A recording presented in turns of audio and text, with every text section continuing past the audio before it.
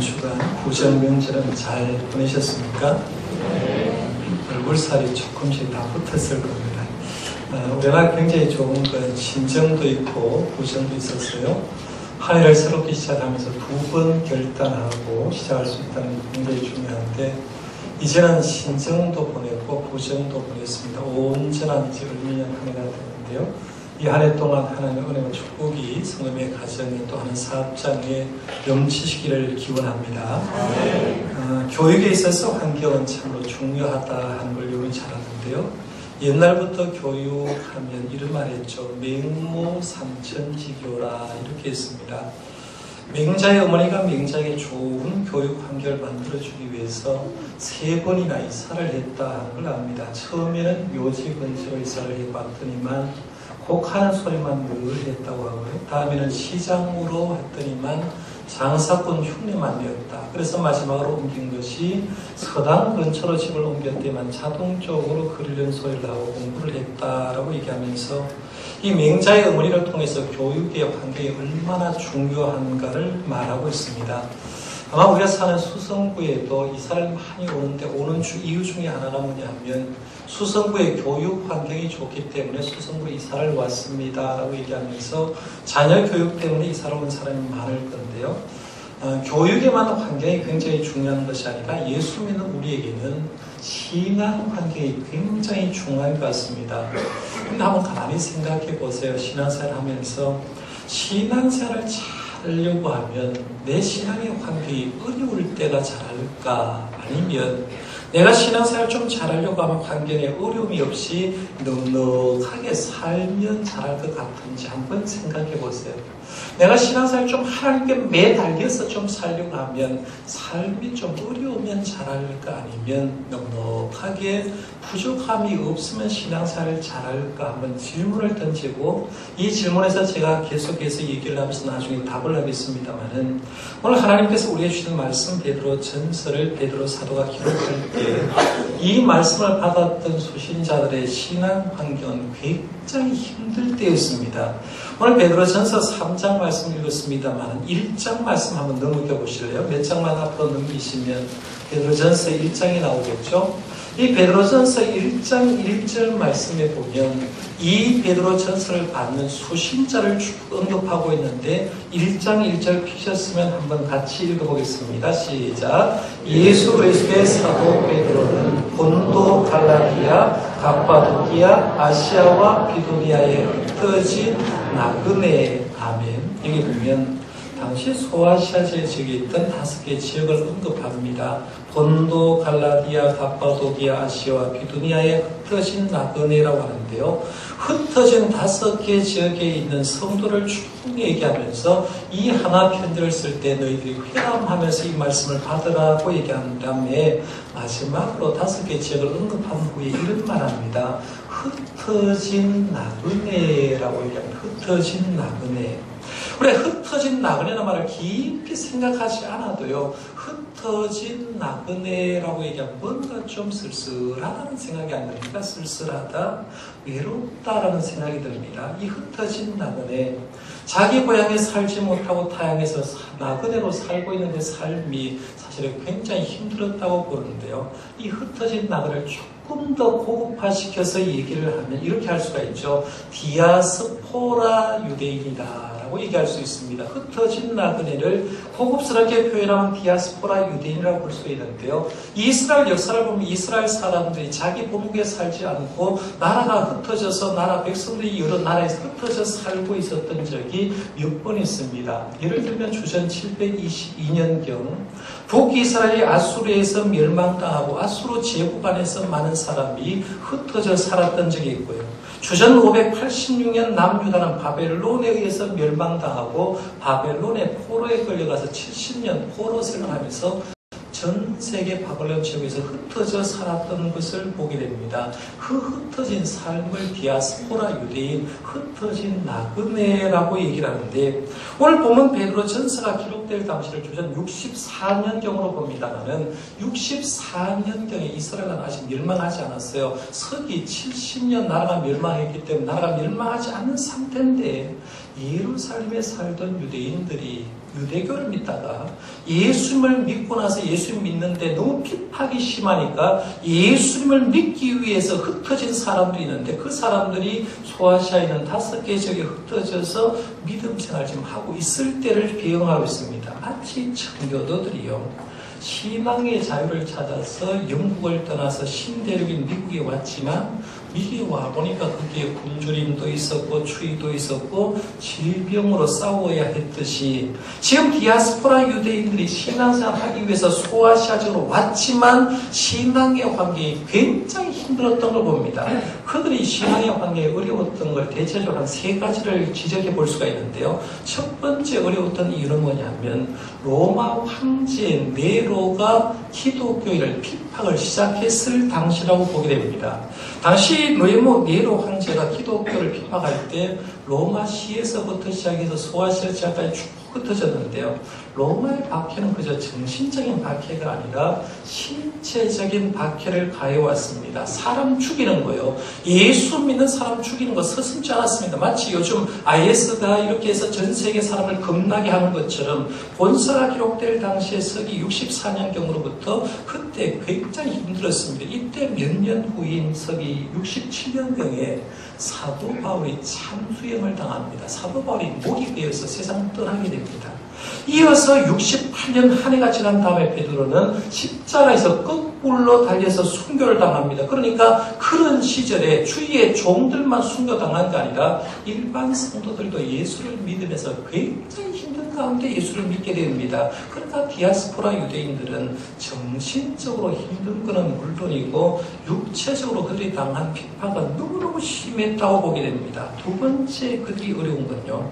이방인과 함께 살아감으로 통해서 오는 어려움들이 굉장히 많았습니다. 그런데 이제 디아스포라 유대인들이 소아시아 지역에 흩어져 살게 됩니다. 그런데 소아시아 지역에 와보니까 자기가 살려고 하면 집도 빌려했어야 될 거고 회사 생활이나 직장 생활을 하려고 하면 직장에 취업을 해야 되는데 취업을 할 때는 어떤 집을 구했을 때 전부 다 주인이 누구냐면 예수님을 믿는 사람을 주인으로 만난 것이 아니라 예수를 믿지 않은 이방 사람이 주인인 거예요. 이방 사람이 집주인이고 이방 사람이 자기가 일하는 일터의 주인이었다니까요. 그러니까 이방 사람들과 함께 오는 그 어려움들 우리가 이걸 경험하지 못한 사람은 굉장히 모르는데요. 우리가 지금도 신앙생활에서 종교적인 자유가 있다라고 얘기하지만 종교적으로 가정이 하나가 안 되면 굉장히 힘들 겁니다. 아마 여러분들이 부정 명절 보내면서 종교적으로 기독교인 가정은 별 어려움이 없었을 거예요. 그런데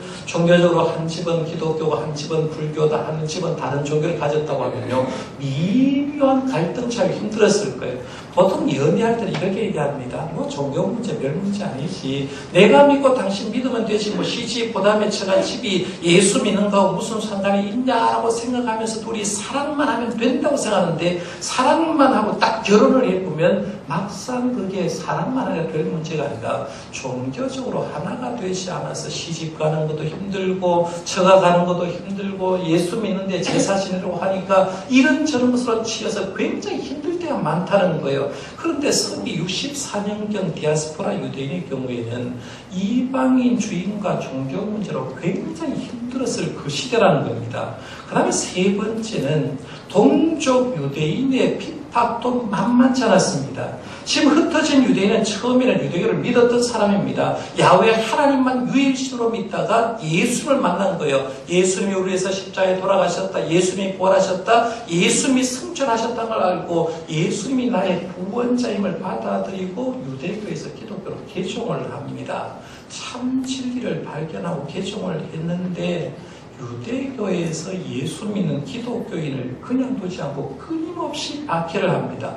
그들을 피해서 예루살렘 피해서 소아시아 지역까지 왔는데도 불구하고 끊임없이 유대 사람을 괴롭히는데요.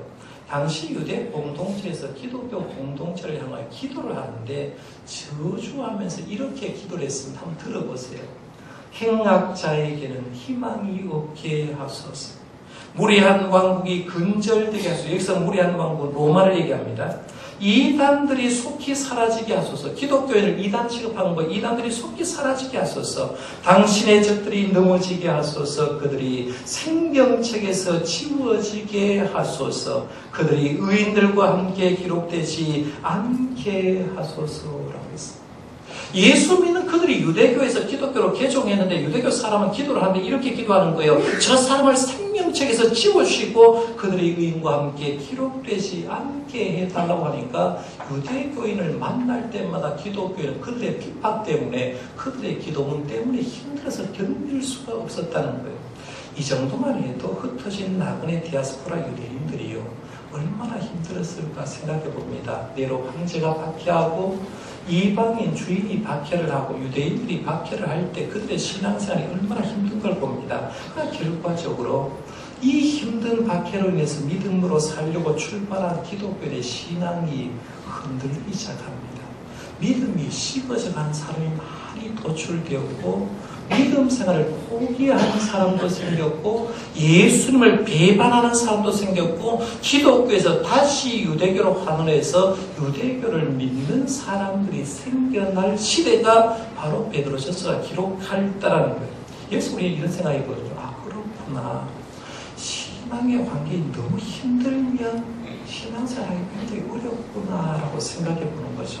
지금도 여러분 마찬가지입니다. 우리가 신앙의 환경이 보통이면 괜찮은데요. 내 신앙의 환경이 너무 힘들어요. 경제적으로 힘들고 가정적으로 힘들고 핍박이 너무 심하게 되면 신앙생활이 자기도 모르는 사이 믿음이 뚝뚝 떨어질 경우가 많다는 거예요. 물론 이런 경우에 믿음이 담대한 사람들, 감당치 못할 믿음이 있는 사람은 그걸 극복해 나가지만 보통 사람이라고 하면 환경이 너무 어렵고 힘들면 신앙생활을 포기하거나 믿음이 뚝뚝 떨어질 사람이 많다는 거예요. 그러면 하나의 답은 얻었어요. 신앙생활이 너무 힘들면 신앙생활이 떨어질 가능성이 많구나라는 답을 들을 수 있어요. 그럼 반대로 신앙생활을 하는데 어려움이 없는 환경이면 그럼 신앙생활을 잘할까?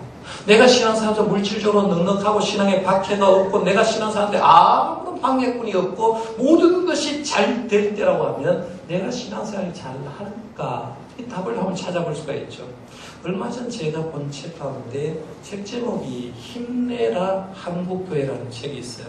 목회자들이 보면 굉장히 좋을 책인데요. 힘내라 한국교회라고 책을 쓴 이유가 뭐냐면 한국교회가 지금 힘이 없기 때문에 힘을 좀 냈으면 좋겠다는 거예요. 이것을 쓴 이원규 교수님은 감신대 교수님으로 오래 사역하면서 이제 힘내라 한국교회라는 책을 썼는데요.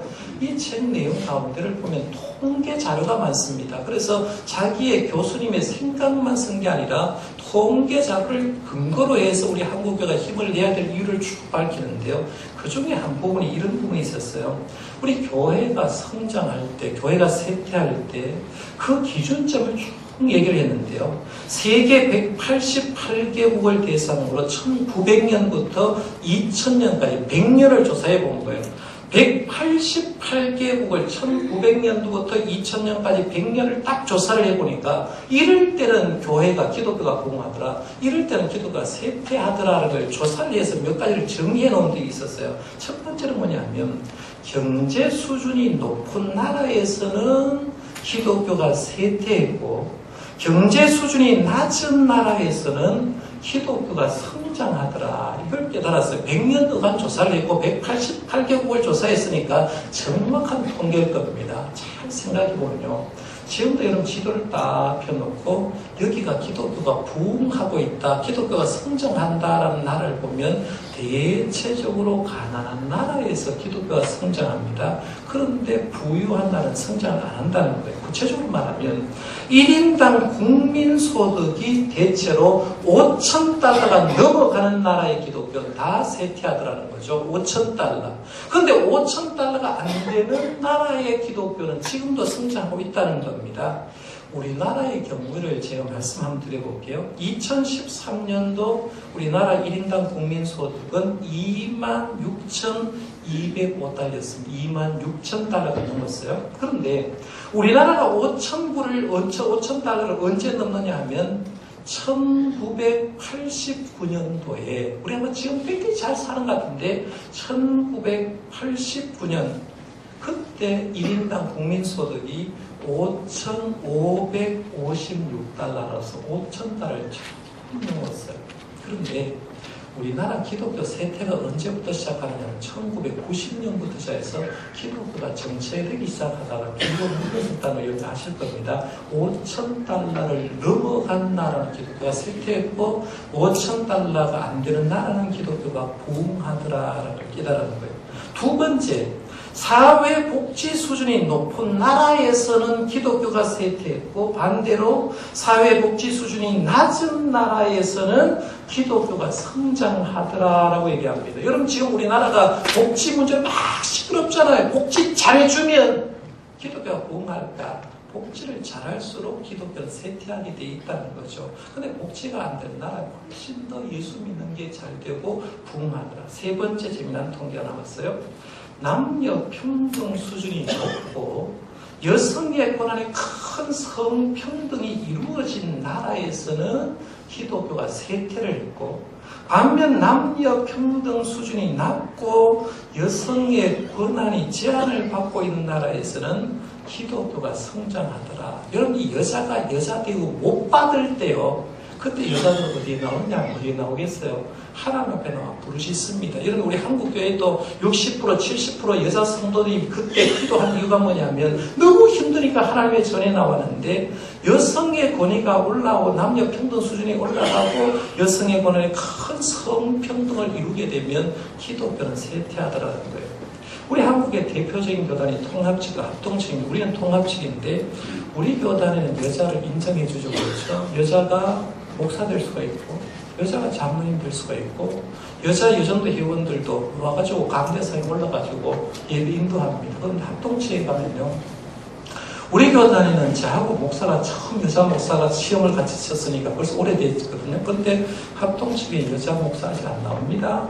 여자 장로님 어림도 없고요. 여자가 강대상에 나와가지고 예배 인도하는 거 말도 안 되는 거예요. 말도 안 되는데 그 말도 안 되는 교회를 누가 좋아하느냐면 여자들이 더 좋아한다.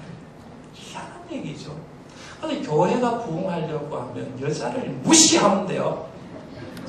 여자니까 무시하면 됩니다. 여자를 사람 취급을 안 하면요 부흥하는데 여자를 사람처럼 받들어주고 평등하게 해버리면 교회가 성장하지 않는다라는 거. 우리 생각에 이런 거죠. 좋은 환경, 어려움이 없는 환경일 때 신앙생활 잘할 것 같은데 100년간 조사를 해보니까 결코 그렇지 않더라라는 거죠. 잘 살고 사람 대우받고 복지가 잘 되고 먹고 살 걱정이 없으니까 하나님을 믿는 믿음이 쭉 떨어져 버리더라는 거예요. 이걸 아마 신앙생활에서 잘 알았던 구약 성경은 아굴은 잠언에서 이미 알았던 것 같아요. 이걸 가지고 기도를 하잖아요. 잠언 30장 7절에서 9절에 보면 내가 두 가지를 주께 구하였사오니 내가 죽기 전에 내게 거절하지 마시옵소서. 곧 헛된 것과 거짓말을 내게서 멀리 하옵시며 그 다음 말부터 잘 들어보세요. 나를 가난하게도 마옵시고 부하게도 마옵시고 오직 필요한 양식으로 나를 먹이시옵소서. 혹 내가 배불러서 하나님을 모른다 여호와가 누구냐 할까 보며 혹 내가 가난하여 도둑질하고 내 하나님의 이름을 욕되게 할까 두려워합니다. 아굴은 나를 너무 환경이 어려워서 가난하게 마십시오. 그러면 나를 가난하게 하면 내가 가난 문제 해결하려고 도둑질할까 하나님의 이름을 욕되게 할까 싶으니까 너무 가난하게도 마시고 부하게도 좀 말아주십시오. 부하게 되면 하나님 누구냐라고 얘기하면서 자기가 하나님 자리에 올라갈까 싶으니까 나를 그렇게 하지 말아달라고 얘기하는 거예요. 여러분 자신이나 주변의 사람도 한번 잘 보시면요. 어떤 분은 너무 힘들어서 신앙 포기하는 사람이 있어요. 너무 가정적으로 어렵고 경제적으로 어렵고 육체적으로 어려워서 신앙 포기하는 사람이 있는가 하면 어느 날 어느 사람은 너무 잘 살게 되어서 자기도 모사에 물질적으로 엄청난 축복을 받았는데 자기도 모사에 하나님을 변절하고 신앙이 변절되는 사람이 있어요. 성경에 벌써 기록이 다 있는데 저는 바라기는요. 우리 성도님들이 때로는 환경이 어렵고 힘들어도 때로는 환경이 좋아도 아굴의 기도만큼은 가졌으면 좋겠어요. 그래서 아굴처럼 내가 너무 가난하게도 맙시고 부하게도 마셔서 언제나 하나님을 좀 잘 섬기려고 노력하는 저와 여러분들 되시기를 바랍니다.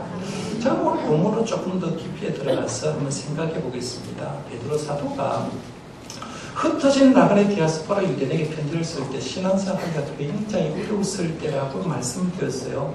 신앙생활하는데 시그져 갔습니다. 때로는 성도 중에 신앙생활을 포기하고 유대교로 돌아가는 사람도 많이 있습니다. 베드로 사도가 이걸 보고 안타까운 거예요. 여러분, 성도가요, 성도 한 사람 한 사람 바르게 잘 하는 거 보고 행복하지, 성도가 이상한 길로 늘어가면 무슨 목회자는 별 생각을 다 할 때가 많습니다. 아마 베드로 사도도 그들의 신앙생활 하는 걸 보면 너무 안타까워서 신앙생활을 지켜주고 싶어서 신앙생활을 승리하기 위해서 본질적인 이야기를 강력한 의존을 지금 하는 거예요. 오늘 본문 가운데 18절 말씀과 제가 22절 말씀으로 좀 중심으로 얘기하려고 하고요. 중간에 있는 19절, 20절 말씀은 굉장히 난해한 얘기라서 나중에 기회에 되면 제가 말씀드리려고 하는데요. 18절 말씀, 중요한 말씀입니다. 같이 한번 읽어볼까요? 18절 시작. 그리스도께서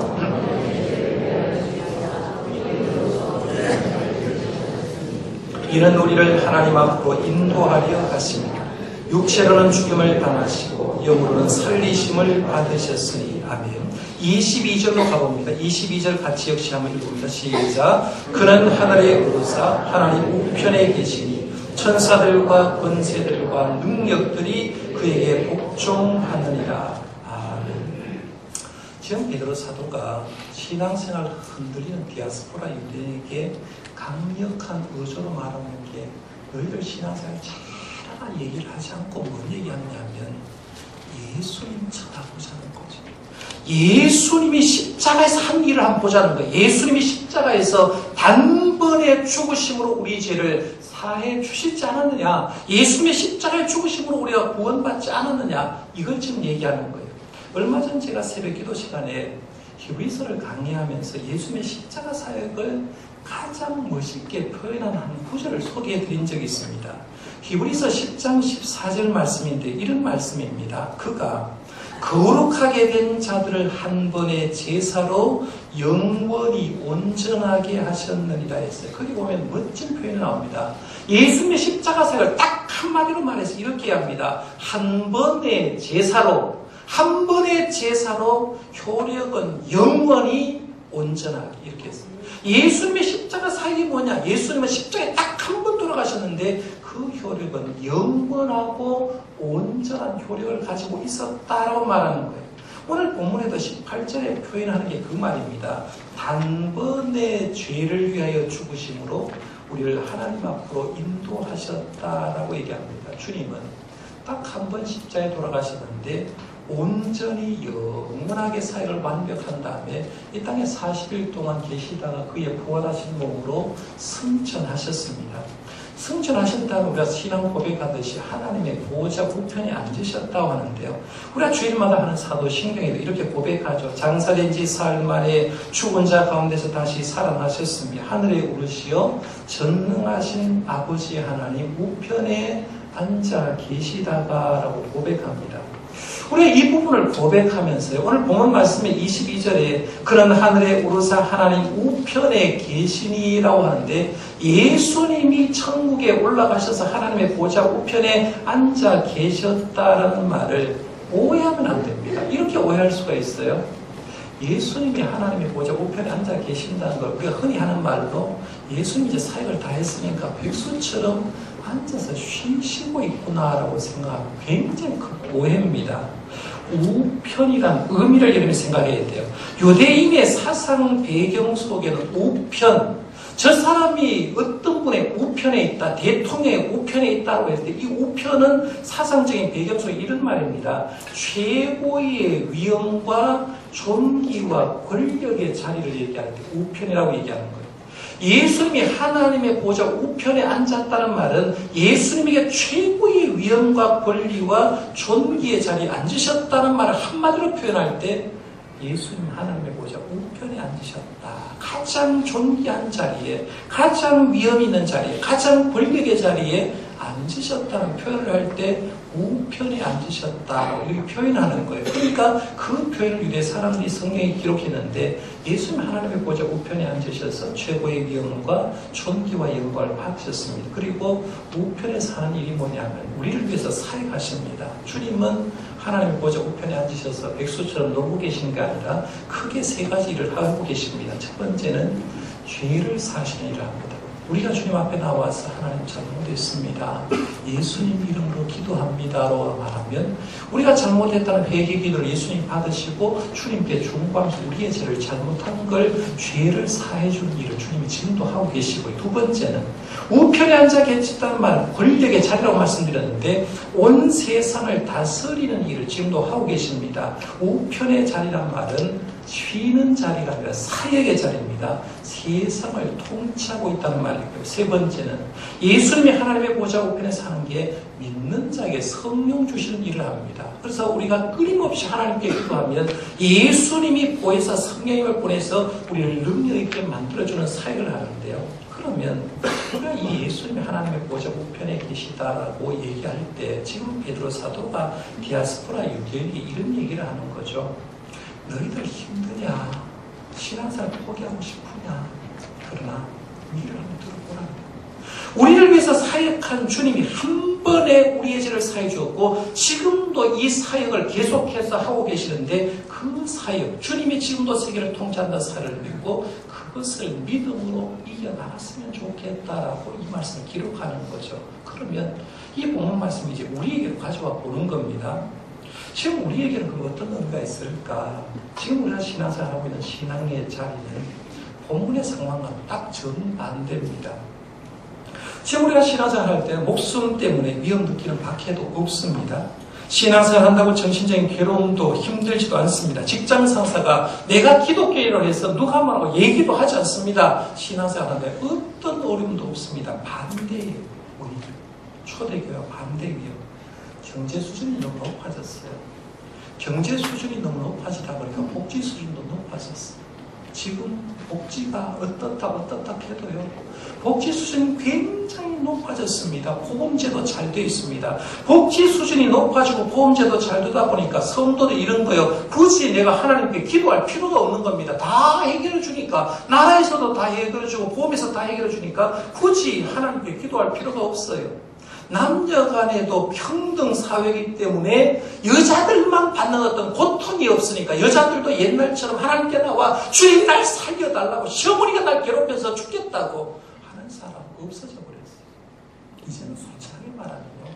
너무 편한 세상, 너무 넉넉한 세상이 되어서 너무 넉넉하기 때문에 신앙생활에서 넘어지는 사람이 많이 생겼어요. 신앙생활을 포기한 자리에 생겼어요.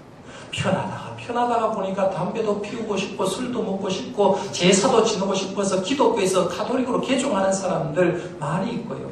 자신의 좁은 소견으로 판단으로 기성적으로는 타락했다고 얘기하면서 이단으로 빠지는 사람도 많습니다. 이런 환경입니다. 어쩌면 베드로전서 이 말씀을 기록할 때와 극반대 상황에서 살아가고 있는데 이때 믿음이 우리가 힘들어할 때 믿음이 떨어질 때 하는 방법은 뭐냐면 본질로 돌아가는 거죠. 우리가 믿고 있는 예수님 우리를 위해서 뭘 해줬느냐는 거예요.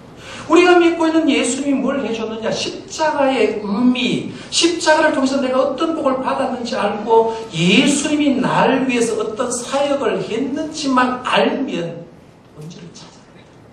이 본질을 잊어버리면요, 신앙생활을 잘 살면 살수록, 가정에 문제가 없으면 없을수록 자기도 모아서 믿음 생활이 뚝뚝 떨어져 버릴 겁니다. 저는 구정연휴 첫날 수요일에 아들내미하고 주암산 기도원에 올라갔습니다. 주암산 기도원에 올라가서 기도원에 기도한 게 아니라요. 주암산 올라가서 배바위까지 그냥 하더라고 등산을 했습니다. 기도하는 모습도 보여주고 싶고 하여간 여기가 배바위다라는 걸 가르쳐주고 싶어서 함께 등산을 했습니다. 날씨가 따뜻해졌다고 하지만 산은 여전히 춥더라고요. 올라가면서 사람들이 비닐 텐트를 쳐놓고 기도하는 사람이 여러 사람이 있었습니다. 배바위 근처로 올라가니까 아직도 전에 눈이 온 게 녹지 않았어요. 눈발 그대로 남아있고 소나무에 눈이 내리고 그대로 얼어서 눈이 달려 있었습니다. 굉장히 추웠습니다. 올라갔을 때는요. 그런데 백마비 꼭대기 올라가니까 그 추위에도 불구하고 비닐을 덮어쓰고 기도하는 사람이 여전히 거기서 두 사람이 하나님을 부르면서 기도하는 모습을 봤습니다. 그 기도하는 모습을 보고 제가 쭉 내려오면서 주암산 기도원 뒤편에 있는 비닐을 하우스를 치고 기도하는 사람들, 방문하는 사람들 보면서 제가 속으로 이렇게 얘기했습니다. 고맙습니다. 여러분 때문에 우리나라가 희망했습니다. 여러분 때문에 한국교회는 희망했습니다. 그들을 왜 구정 첫날 쉬는 날 왜 집에 안 가고 거기 와 있냐고 내가 비웃은 게 아니라 속으로 이렇게 얘기했습니다. 감사합니다. 여러분 때문에 우리나라는 희망이 있고 여러분 때문에 우리 한국교회는 희망이 있습니다라고 했어요. 왜? 지금도 하나님을 향하여 부르짖고 믿음으로 살고 발버둥치는 그 사람을 보면서 여러분이야말로 한국교회 희망이다라고 제가 말씀드렸는데요. 오늘 사순절 여러분 첫 번째 주일이라는 걸 아실 겁니다. 이제 사순절 기간에 회복되어야 될 건 뭐냐면 내 신앙의 환경에서 주님을 어떻게 보는가를 점검해 보는 거죠. 그래서 그리스도께서 이루신 치유의 승리를 다시 한번 점검해 보고 믿음으로 받아들였어요. 환경이 좋을수록 예수님 잘 못 믿습니다. 어려움이 없을수록 하나님 버린다고 손해가 나와요. 그러면 우리가 이런 환경이 못 살아가는 게 아니라 이 환경 속에 주님의 본질을 더 찾고 최후 승리하신 주님을 믿는 믿음으로 이 사순절을 보낼 수 있는 저와 여러분들 되시기를 바랍니다. 기도하겠습니다.